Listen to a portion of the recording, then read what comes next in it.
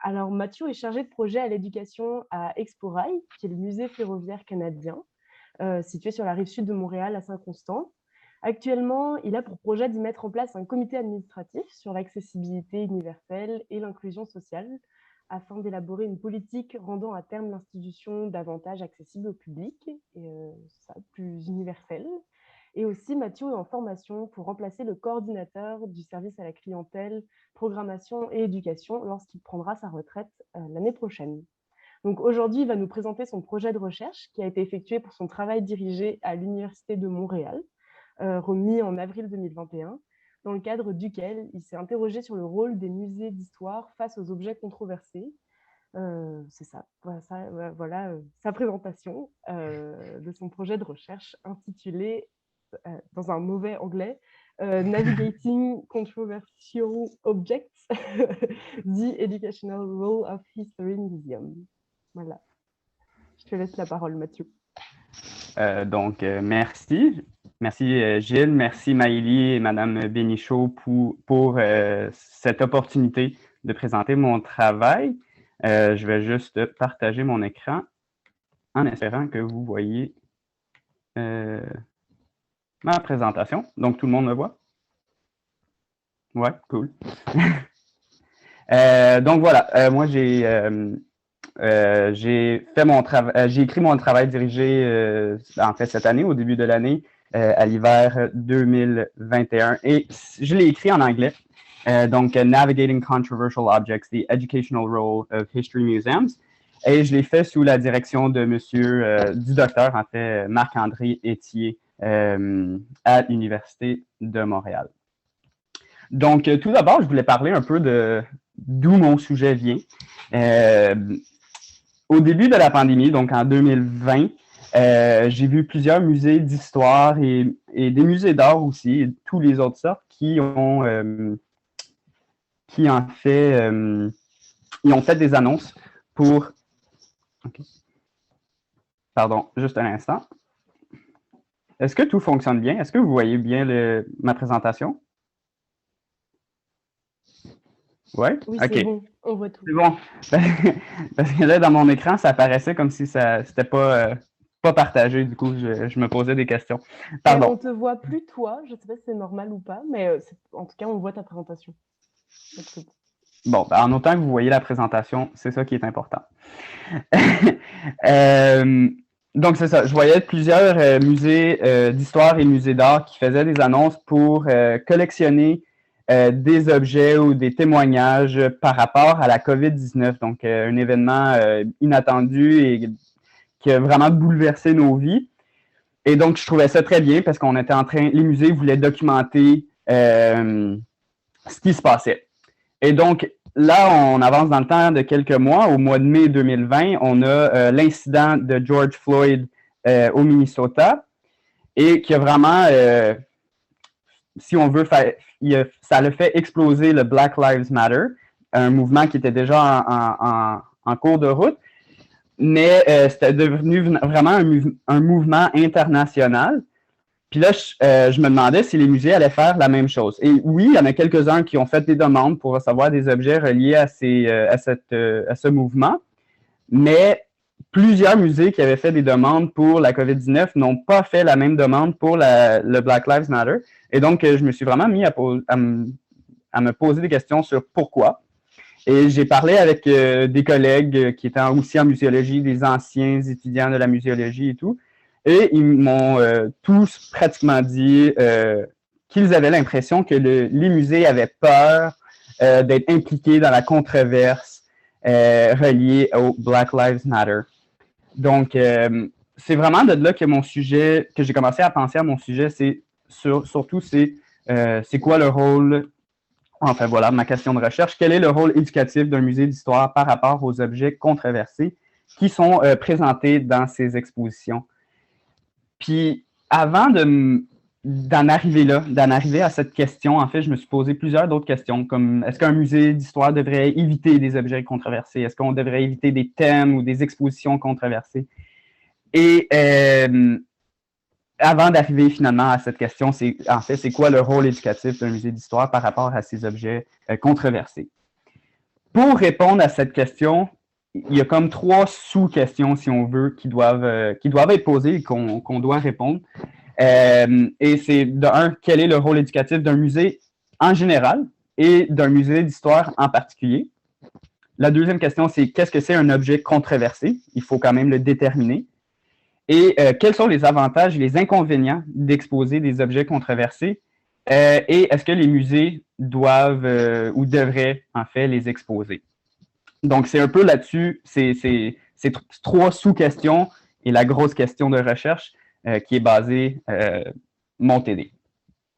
Pour ma méthodologie, c'est assez straightforward, si on veut, en anglais. Donc, j'ai fait de la recherche, une revue de la littérature assez complet. Je devais avoir une 50aine de pages de notes pour m'aider à écrire. Mais j'ai aussi fait 3 entrevues avec des professionnels de muséologie ou des professeurs à l'université dans l'éducation muséale pour me donner une meilleure idée de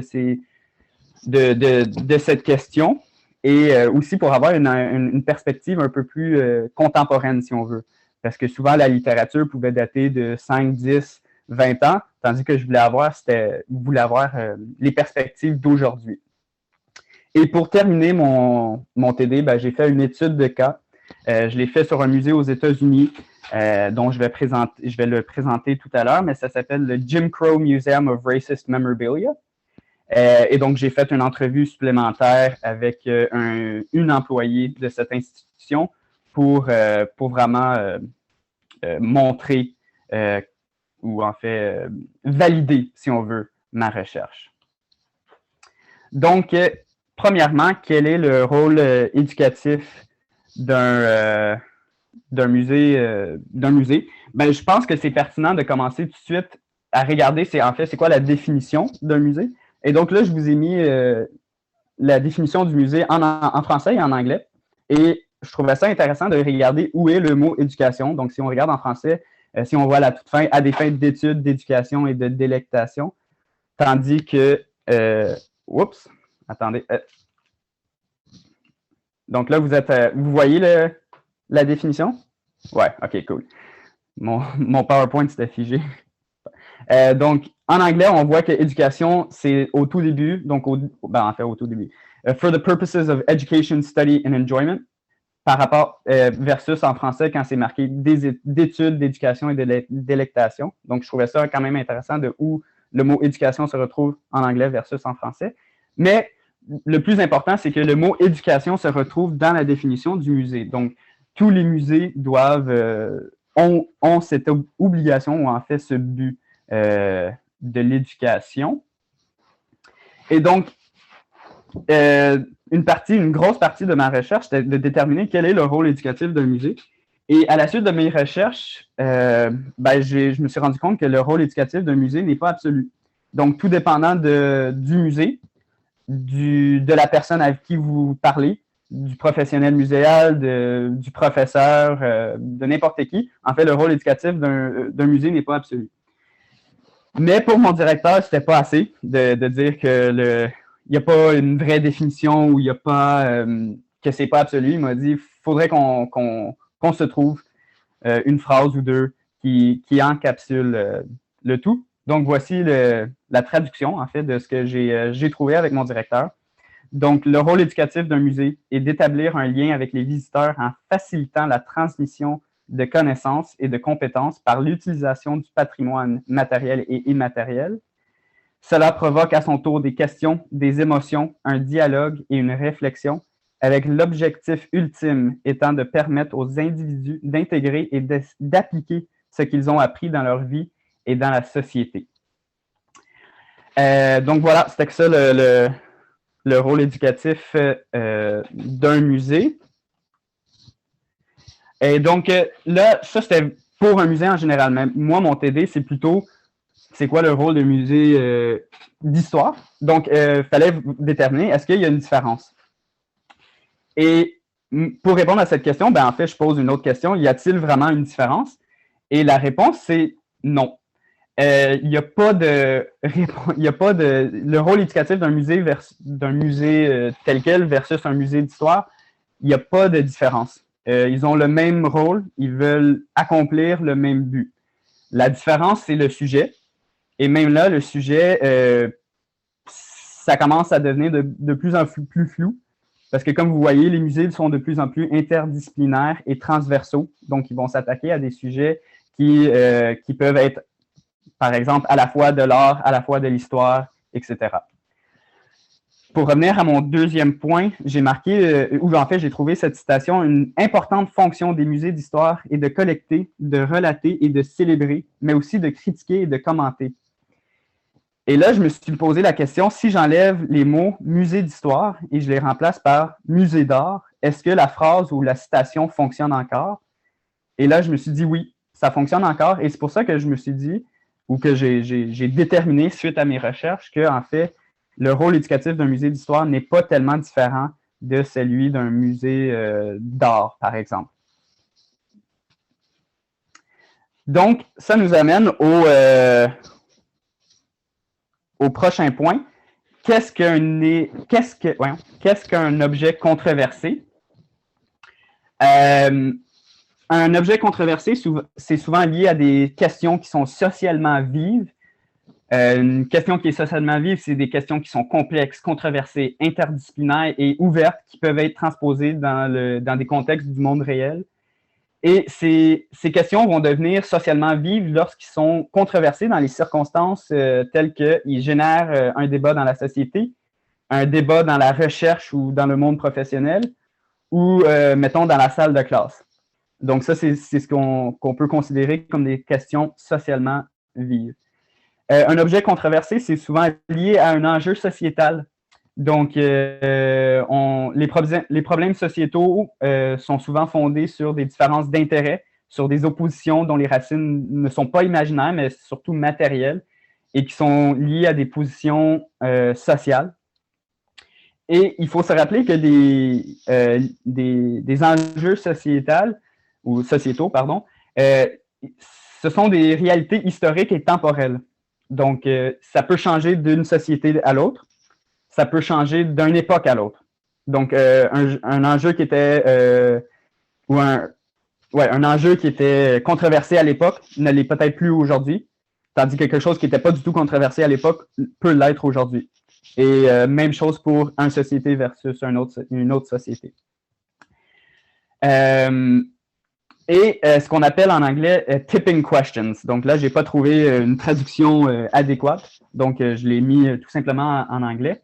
Mais tipping, c'est surtout un processus par lequel les sujets vont passer de leur statut de questions ouvertes à des questions fermées. Donc, une question ouverte implique que le sujet est controversé, qu'il y a un débat, tandis qu'une question fermée, c'est fermé, il n'y a pas de débat. Mais il faut se rappeler, encore une fois, vu que c'est tipping, qu'un sujet peut être une question fermée à l'époque et devenir une question ouverte et vice-versa. Donc, ou il peut être en train de faire, ou ça peut être un sujet qui n'était pas controversé et qui est en train de devenir controversé. Donc, il ne l'est pas encore, mais on voit qu'il y a quand même une tendance à devenir ou à ne plus le devenir.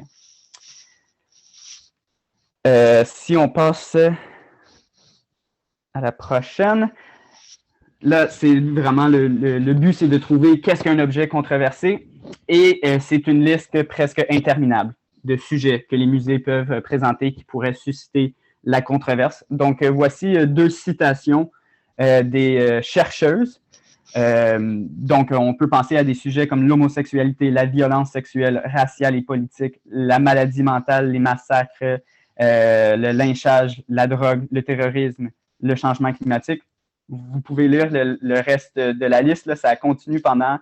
la liste est assez longue et ça reflète très bien ce que j'ai dit plus tôt par rapport à des questions qui sont socialement vives, des enjeux sociétaux. Donc voilà. Mais là, vous allez peut-être me dire, c'est pas des objets, en fait, c'est des sujets. Et je vais vous dire, oui, je suis totalement d'accord avec vous, c'est pas des objets, c'est des sujets. Mais pour répondre à ça, si un musée présente un sujet parmi cette liste, et cette liste n'est pas exhaustive, c'est un sujet controversé et donc les objets qui vont être présentés dans cette exposition sont liés directement ou indirectement à ce sujet. Donc les objets liés à ces sujets sont potentiellement controversés en raison de ce que les objets représentent. Donc vous voyez, la liste, elle est assez longue et comme j'ai dit, elle n'est pas exhaustive. Donc il y a plusieurs sujets. Et là, on pourrait même se mettre à penser, en fait, est-ce qu'il y a un objet qui pourrait ne pas être controversé dans aucune circonstance? Et ça, c'est une question ouverte, donc je n'ai pas la réponse. Parce que n'importe quel objet, on pourrait penser à une situation peut-être utopique ou dystopie, mais qui pourrait faire en sorte que l'objet soit controversé. Si on passe au prochain, voilà. Les avantages et les inconvénients, encore une fois, c'est non exhaustif, donc ce n'était pas le but de mon TD de déterminer c'était quoi les avantages ou les inconvénients, mais c'était quand même important de les noter. Donc, il y a des avantages pour les visiteurs, il y a des avantages pour le musée, tout comme il y a les inconvénients pour les deux parties. Donc, les avantages pour les visiteurs, ça offre une réelle opportunité de réflexion critique. Donc, les expositions controversées et les objets qui sont présentés sont très efficaces pour encourager la pensée critique, la prise de décision, l'interaction avec les autres visiteurs et même l'exploration des sentiments personnels sur des questions complexes. Ça participe aussi au développement des citoyens engagés. Donc, des objets controversés peuvent être bénéfiques pour la société car ça va engager les visiteurs dans des discussions sur des sujets controversés, justement, qui vont faire en sorte que les visiteurs sont mieux placés pour devenir des agents du changement dans la société. En d'autres mots, le fait de s'engager dans des questions controversées permet de développer une sorte de responsabilité civique. Si on regarde les avantages pour le musée, ça permet que le musée soit un modèle puissant de changement sociétal. Donc, on parle souvent des musées flagship, si on veut, donc qui poussent les musées vers l'avant. Et pour qu'un musée soit un modèle de changement sociétal, il doit accepter des sujets et des objets controversés car ça va lui permettre de représenter de manière authentique et honnête les réalités du passé et du présent. Et donc voilà, ça va signaler la pertinence contemporaine que le musée a dans la culture publique et aussi politique. Bien sûr, il y a des inconvénients pour les visiteurs, donc des objets controversés, peu importe quoi que ce soit ce que c'est, ça peut mettre les visiteurs mal à l'aise. Donc, on voit souvent dans les musées, ou plus maintenant, il y a comme des warnings, si on veut, donc le sujet qui va être abordé peut vous mettre mal à l'aise ou vous faire ressentir un certain inconfort. Donc, ces objets-là peuvent être sujets à la controverse, peut-être, peut-être pas. Tout dépend du contexte dans lequel ils sont présentés, dans le contexte muséographique, si on veut. Et donc, ça m'amène à mes inconvénients pour le musée. Donc, il peut avoir un mauvais contexte social. Donc, mais j'ai marqué social, mais ça peut être aussi muséographique, comme je disais. Donc, si l'objet n'est pas bien contextualisé, ben, ça peut en faire en sorte qu'il y ait une certaine controverse autour de cet objet-là. Et s'il y a une controverse dans un musée, ben, souvent, ça va amener une mauvaise presse médiatique. Une mauvaise presse médiatique, ça peut avoir des effets sur les visiteurs, qui fait en sorte qu'il y a des difficultés financières ou quoi que ce soit. Donc, ça peut avoir des inconvénients pour le musée d'exposer des objets controversés. Et donc, là, j'ai sauté, pardon. Donc, on va retourner ici. Je n'ai pas de slide pour ce que je veux dire, mais je veux retourner à ma question de recherche, en fait, c'est quel est le rôle éducatif d'un musée d'histoire en ce qui concerne les objets controversés qui sont présentés dans ces expositions? Ben, à la suite de toutes mes recherches, je me suis rendu compte qu'en fait, le rôle éducatif d'un musée d'histoire concernant un objet controversé n'est pas tellement différent du rôle éducatif du musée d'histoire pour tout autre objet. Donc, la grosse différence, c'est en fait la sensibilité du sujet. Et donc, le musée doit s'assurer de mettre l'objet en contexte, de bien encadrer l'objet pour qu'il puisse transmettre le message dont il veut que l'objet transmette. Et un musée ne doit pas éviter d'exposer des objets controversés si ces derniers sont bien sûr pertinents pour l'exposition dans laquelle ils sont présentés. Et il faut toujours se rappeler que les objets controversés sont des outils d'apprentissage. Ils vont permettre au musée d'histoire de remplir son rôle éducatif si le musée présente une exposition ou un sujet controversé qui sont liés à des questions ou à des questions socialement vives. Souvent, là, j'ai parlé un peu des inconvénients, la mauvaise presse médiatique. Souvent, on dit c'est pas super bien si les gens parlent en mal, mais en même temps, si les gens parlent, s'ils dialoguent, s'ils participent, ça veut dire que c'était un sujet qui était important. Donc, ça veut aussi impliquer que c'était une question socialement vive, que c'était un enjeu sociétal. Et donc, il fallait en parler. Et comme Lisa Phillips, directrice du New Museum of Contemporary Art, dit, lorsque les gens ont des réactions hostiles à des expositions, c'est un bon signe qu'elles peuvent être importantes. Donc, une controverse dans un musée, surtout autour d'un objet ou d'un sujet, implique que cet objet ou l'objet ou le sujet en question est important et doit être discuté ouvertement et honnêtement afin de faire évoluer le musée, le visiteur, le musée et la société. Et là, on arrive à mon dernier slide, donc l'étude de cas, donc le Jim Crow Museum of Racist Memorabilia. Là, je pourrais vous faire toute une autre présentation par rapport à ce musée, mais je vais essayer de garder très, très court. Donc, vous pouvez comprendre que la mission de ce musée, si vous lisez le sous-titre, la mission du musée, c'est d'utiliser des objets d'intolérance pour enseigner la tolérance et promouvoir la justice sociale. Fait qu'en fait, la question n'est pas de savoir si les objets exposés dans ce musée sont controversés. Ils le sont. Et ils le savent. Ceux qui travaillent au musée, ils le savent. Mais en fait, le musée collectionne ces objets spécifiquement en raison de leur connotation raciste et de leur caractère controversé. Et comme le directeur a dit dans une de ses communiqués de presse, si les objets n'étaient pas controversés et s'ils ne représentaient pas le racisme et l'intolérance, ils n'auront pas leur place dans le musée. Donc, ils savent que leur exposition est controversée. Ils savent que les objets qu'ils présentent sont controversés, mais ils veulent utiliser ces objets pour enseigner, pour apprendre davantage aux visiteurs. Et donc, le musée, le sujet du musée est bien sûr lié à des questions socialement vives, telles que le racisme, à un enjeu sociétal, si on regarde juste le Black Lives Matter, qui continue à faire l'objet d'un débat assez animé dans la société encore aujourd'hui. Donc, ce musée, en fait, cette étude de com a fait pour moi, c'est de prouver que non seulement un musée peut et doit exposer des objets controversés, mais que ça se fait déjà. Et dans le cas de ce musée, ça se fait de manière très bien accueillie par la critique. Donc voilà, je vous laisse sur cette citation de William Thorsell, que museums should be places where you raise questions, not just show stuff.